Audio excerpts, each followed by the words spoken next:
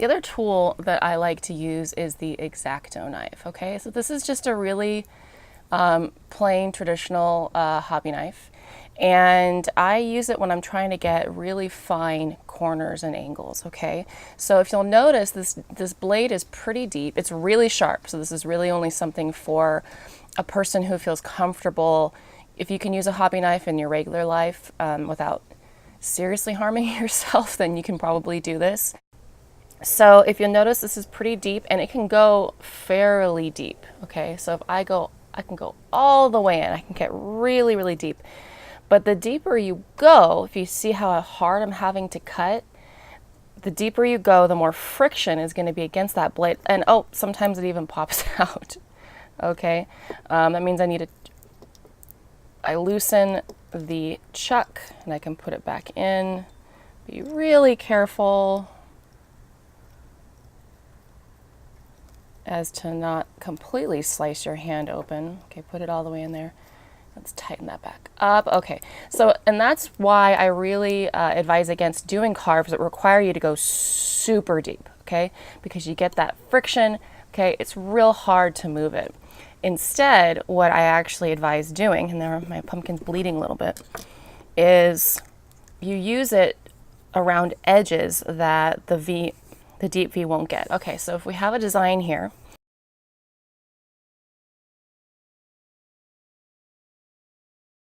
now remember, the rule with your designs, as I've said before, is you need the thickness of your design lines, however it's designed, whatever the drawing is, the thickness of all the lines really needs to be at least,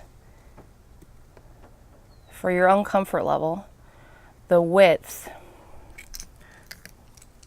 or more of your tools. So I made this one intentionally thick so it's a little bit easier to show you how to use with this. And this is going to have a lot of inside corners.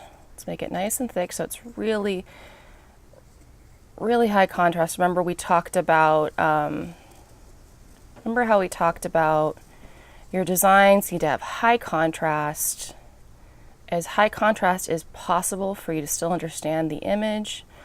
Okay, so I've got my Deathly Hollows. Now, if I were to go in with my favorite tool here, I can certainly do the outside. That's no problem. I can trace around, and this is going to be a relief style, so I'm going to leave everything that's black, okay? So I can certainly carve around. That doesn't seem to be a problem. I've got to go real slow around. Anytime you're dealing with straight lines, geometric shapes, you want to go really slow. Do not rush it, because the human eye is going to pick up on those mistakes the way that it wouldn't for an organic shape. If this were a leaf or a tree, we can be very forgiving or not even notice any deviations from the original image. But because this is geometric, it's going to be really obvious if I rush through and made a mistake. So I'm going to be a little bit more careful than I would be. I'm still going a little faster for my taste, just to show you this design. So I'm going to get a nice deep outline here. Okay. Now, normally we would now do the outline of this. We would go like this. We would go in here, but these are real small little inside corners. And I think I could get that right, maybe with this V-tip, but it's kind of it's not exactly a guarantee. I got pumpkin in my coffee. Okay, so instead what I'm going to do is I'm going to use the X-acto knife. And I'm going to use it for these inside corners right here where I want it to be nice and deep. I want a lot of light to shine through, but I want it to be very precise because this is a geometric shape and I want my image to look clean and professional. So let's start right here. So I'm going to do what I did with the V-neck Lino cutter. I'm going to basically score, okay, my line. I'm going to go straight down. Okay, I'm not going at an angle like this. I'm going to go straight down, And I'm only gonna go maybe 1/4 of an inch or less. Okay, I'm not gonna go super deep. I'm gonna score.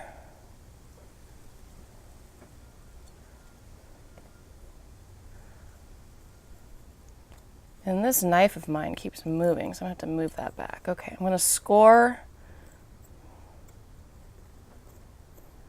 And this is gonna be a little difficult. You need to go slowly, because around this corner, you may have to sort of saw a little bit to keep the friction down.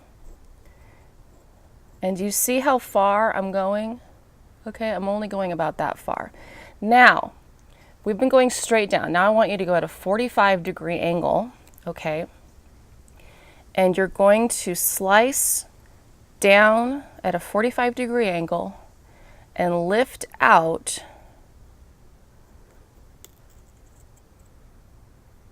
See how I did that? Okay, let's do this side right now. So I've gone straight down, right? And now I'm going at a 45-degree angle and I'm cutting out some of it. Now this is going to take some practice, which is why I've actually shown you on a small design. And what you should do, if the first time you're doing this, you should, on the back of your pumpkin, try out this design or similar geometric design with inside corners like this and practice this technique. Down and then angle, down and then angle to lift out these inside lines. And after these are all done, so let's go through and do them all. And here's where something like a small saw or knife really isn't going to work, because look at how thin this blade is, okay? The thinner the blade, the less friction you're gonna have. And the less friction you have, the easier it is for you to get around tight little corners. So if you're using a normal kitchen knife, those knives tend to be fairly thick by comparison, and it's gonna be real difficult to get in there. Also, the tip of the blade is very, very narrow, and that allows me to make small curves. So this is going to be real hard, but I'm going to try it. There we go. Okay. So you can already see this is a pretty difficult technique to master if you've never done it before. So I really suggest practice. But once you do practice this, you can pretty much carve anything, because now you have control over tiny inside corners that are otherwise really, really difficult to carve out. Okay, you can do geometric designs, you can do script writing, which is really beautiful for pumpkins that have a message like Happy Halloween. So sometimes you see I'm having to get in there, right? This is where one of those chisel tools can be really nice, but you can just do the same thing with your tip. You can use that to kind of gouge out.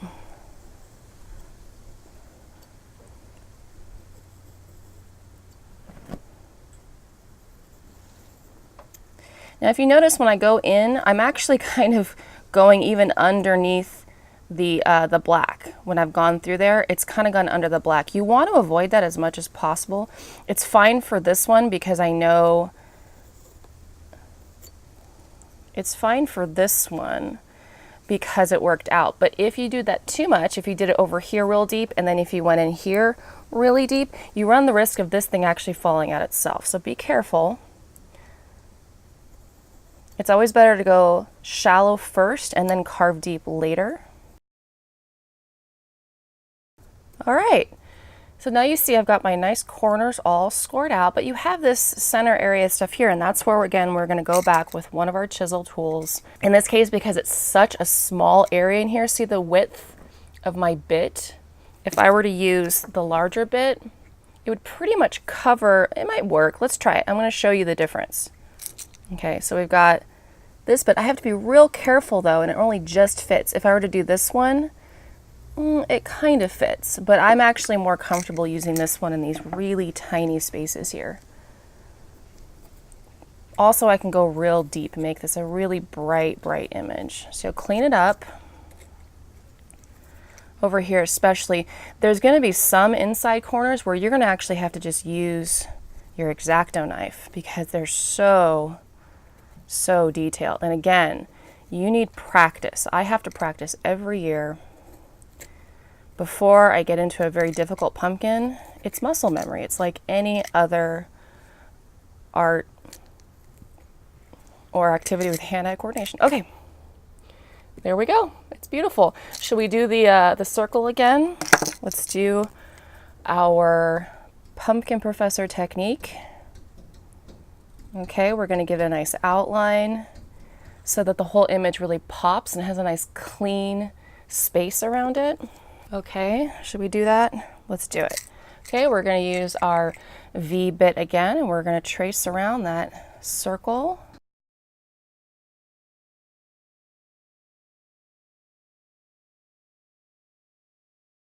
So now we're going to go with the big fat one. We've already done the outline out here, so we don't have to do that part. We're just going to scrape out what's left.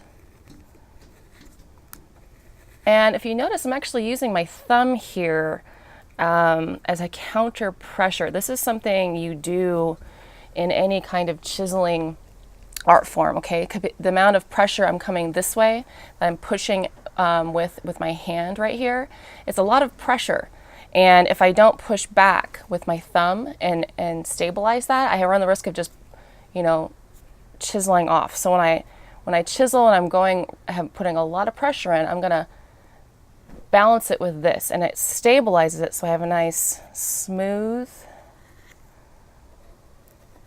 line, and I'm staying on the path that I want and I'm not diverting, okay? So again, this is why practice is really, really important, because you're going to learn how your hands and body are going to work with the tool. Each of these tools work in a different way with your hand, with your body, and with the medium of choice. If this were plaster or wood, it would be a very different sensation. You would have to use a different amount of pressure to get through. So clearly, if you've done wood carving before or any other kind of etching, this is going to be easier for you, but the average person can master this fairly quickly because the pumpkin is such a soft medium. It's fairly forgiving, and it's cheap. $3-4 buys you a pumpkin. If you mess up, remember, always practice on the back. If you mess up, it's still fun. It's supposed to be an enjoyable experience. It's supposed to be something you can do with your kids, with your family, with your friends. I don't know, make it a drinking game. All right. Don't stress out. Have fun. All right. Now, this is actually the part I really enjoy, because I like to smooth out, if you notice, all of those chisel lines. If your pumpkin is going to be displayed while it's lit out, so not necessarily completely showing the design from backlight, but instead you have lights on and it's just sitting on a table or in the daylight, then it's really a good idea to smooth out whatever's left over, because it's going to give it that clean, professional look. And that U-tip that I'm using here is really the best for that. So you smooth it out. I really enjoy this part. It's fun. It's calming.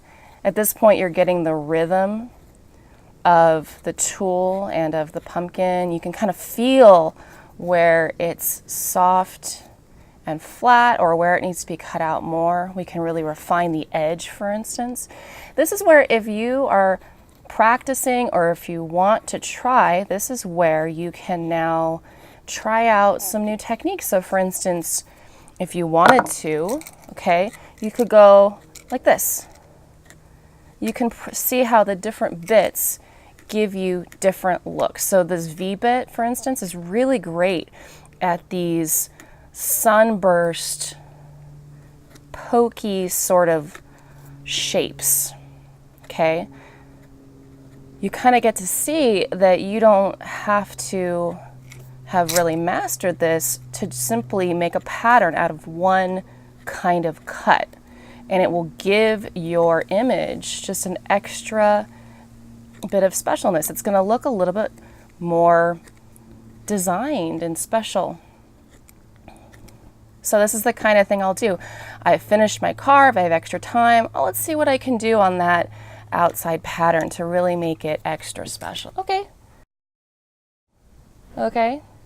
Now, if you want to, you can remove this with nail polish remover and clean it up. Okay. If you wanted to, you could even draw another line out here and color it in with black and have a whole extra border. Okay. If you wanted to, you know, you could go like this.